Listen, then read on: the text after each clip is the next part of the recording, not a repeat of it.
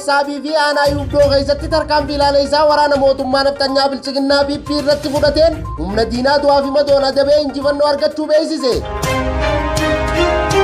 Godina Shawaa Lixaa aanaa Ilfataatti balaa konkolaataa deddeebisaa uummataa irratti mudateen daa'ima waggaa tokko hin guunne dabalatee lubbuun namoota 37 dabruu himan.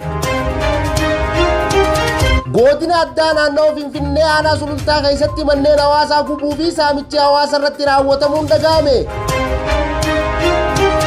Iraan humnoota galaana Faransaayii fi Biriteen ulaa Hormuuzitti bobbaafaman akeekkachiifte. Caamsaa 11/2026 shama harka fuune hordoftoota miidiyaa walabummaa Oromiyaa kanneen hangafoota oduutii bal'ina oduutiif hangadhuma sagantaa keenyaatti naa waliin turaan afeerraa kooti.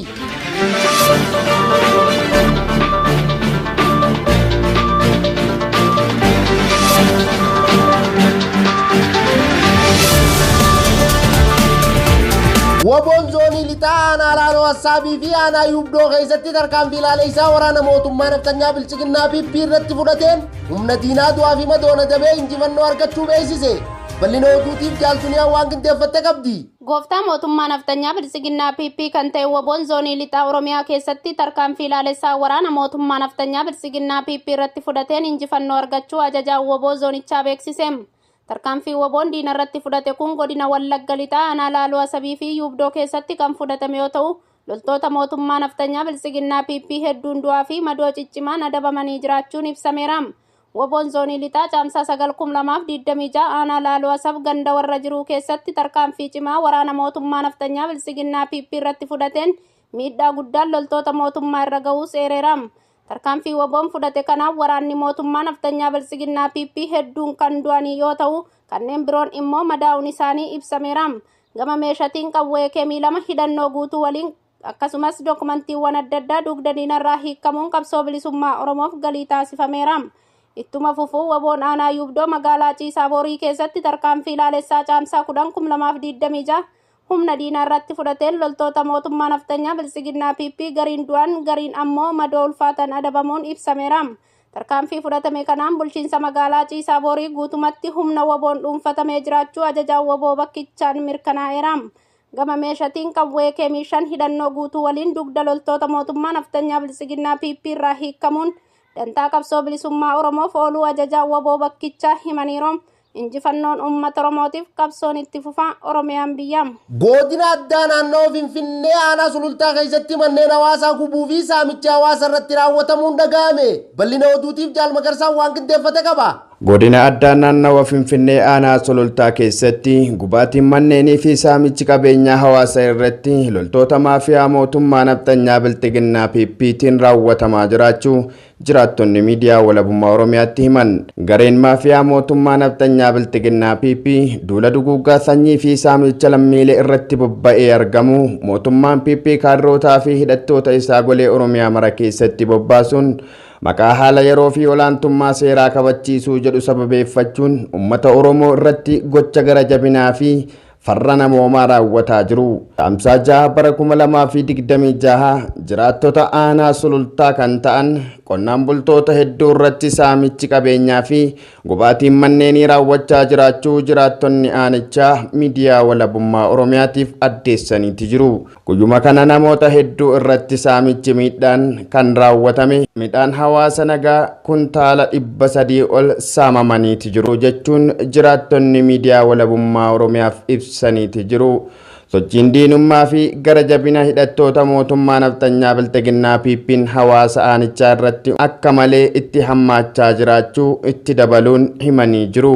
Godina Shawaa Lixaa aanaa Ilfataatti balaa konkolaataa deddeebisaa uummataa irratti mudateen daa'ima waggaa tokko hin guunne dabalatee lubbuun namoota 37 dabruu himan. Bal'ina oduutiif jaaltuniyaan waan qindeeffatte qabdi. Godina Shawaa Lixaa aanaa Ilfataatti balaa konkolaataa deddeebisaa uummataa irratti mudateen daa'imman waggaa tokko hin guunne dabalatee lubbuun namoota 37 darbuu jiraattonni miidiyaa walabummaa Oromiyaatti himan. Godina Shawaa Lixaa aanaa Ilfataa keessatti miidhaan hamaan lubbuu namoota galaafate balaa konkolaataa deddeebisaa uummataa irratti qaqqabee wal qabatee uummanni sagalee isaanii dhageessisaa jiru. Akka odeeffannoon maddeen naannichaa irraa miidiyaa walabummaa Oromiyaaf addeessanitti caamsaa 9/2026 konkolaataan deddeebisaa uummataa ta'e kun magaalaa Bakkee irraa gara aanaa Ginciitti imalaa turuun iddoo addaa Gaara Hoolaa jedhamtutti lafa ol ka'aa irraa garagaluun balaa hamaa qaqqabsiiseera jedhan.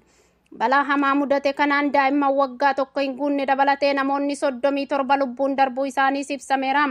Uummanni naannichaa fi namoonni dhimma kana hordofan miidiyaa walabummaa Oromiyaaf akka ibsanitti balaa kanaaf sababni guddaan mootummaa fi qaamolee hojii geejjibaa irratti hanqinoonni mul'atan isaan ijoodha jechuun miidiyaa walabummaa Oromiyaaf ifoomsaniiru. Kanaan wal qabatee rakkoo bulchiinsa gaarii dhabuu yoo ta'u, to'ataan geejjibaa fi poolisiin tiraafikaa hojii isaanii sirnaan baachuu dhabuu isaanii irratti gaafii guddaan ka'aa jiraachuus itti dabaluun eeraniiru. Dabalataan daandiin naannichaa sadarkaa barbaadamu irra akka hin geenyee fi bakka balaan itti mudate ol ka'iinsaa fi dhundhula cimaa kan qabu yoo ta'u, yeroo dheeraaf suphaan irratti akka hin taasifamne jiraattonni miidiyaa walabummaa Oromiyaaf ifoomsaniiru. Haalli daandii kun konkolaachisummaa irratti dhiibbaa geessisuun balaaf saaxilaa akka ta'e ibsaniiru. Akkasumas konkolaataan humna isaatii ol namaa fi meeshaa walirratti fe'aa jiraachuu isaati jechuun jiraattonni rakkoolee jiran dubbatu. Jiraattonni akka jedhanitti konkolaataan deddeebisaa uummataa qaamolee to'annoo geejjibaa sirnaan hin sakattaamu jechuun hanqinoota jiran ifatti dubbatu. Gama biraatiin konkolaachisoonni ga'umsa isaanii hin mirkanoofne akka hojii irratti bobba'an akkasumas konkolaataan fayyummaan isaa hin mirkanoofne tajaajila kennuun balaaf sababa guddaa ta'aa jiraachuus ibsaniiru. To'ataan geejjibaa fi poolisiin tiraafikaa hojii isaanii irratti madaallii fi hordoffii gahaan hin jiru kan jedhan jiraattonni namoonni hojii isaanii sirnaan hin raawwanne irratti tarkaanfiin seeraa fudhatamaa akka hin jirre himuun olaantummaan seeraa hojii irra akka hin oolle yaaddoo qaban addeessaniiru. Hoogganoonni bakka bu'oota uummataa jechuun of waaman rakkoo uummataa dhageeffachuu fi quuqama dhabuun mootummaa irratti dhiibbaa uumanii furmaata barbaaduu irratti hanqina guddaa akka qaban dubbatu. Uummanni gama isaaniitiin balaan akkanaa irra deddeebiin akka hin uumamneef furmaanni yeroo dheeraa akka kaa'amu gaafii hedduus kaasaniiru.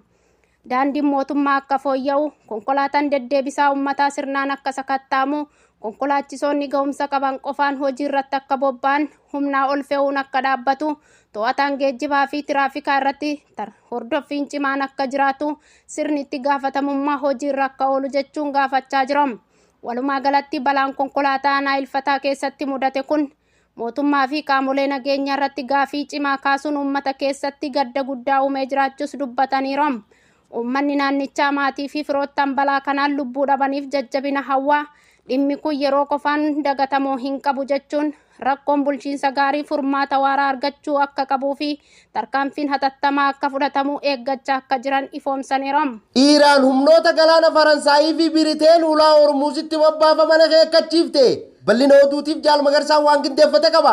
Iraan humnoota galaanaa Faransaayii fi Biriteen ulaa Hormuuzitti bobbaafaman akeekkachiifte. Pireezidaantiin Faransaay Emmanuel Macron biyyisaa ulaa Hormuuz irratti humna galaana ishee bobbaasuudhaaf karoora akka hin qabne ibsuun garuu Iraan waliin ta'uun waraana ergama nageenyaa kennu akka ta'u dubbateera. Tambata humni galaanaa Biriteen sochii dooniiwwan ulaa Hormuuz irratti taasifamu eeguuf ergama idil addunyaa taasifamu irratti hirmaachuu doonii isaa gara baha giddu galeessaatti erguuf akka jiru beeksiseeti jira.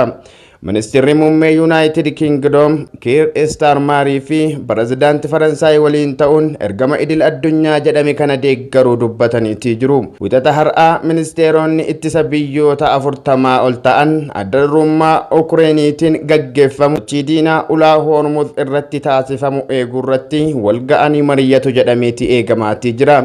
Teheraan ulaa boba'aa fi gaadiin uumamaa addunyaa harka 5 keessaa tokko kan ta'e erga Ameerikaa fi Israa'el guraandhala 28 bara 2026 waraana irratti bananii kaastee guutummaan guututti cufteetti. Dubbi himaan waraana Iraan Mohammad Akramiiniyaa dooniiwwan karaa ulaa Hormuuz darban dursa Iraan waliin hin tumsan yoo ta'e tarkaanfiin hamaan akka isaan irratti fudhatamu akeekkachiiseeti jira.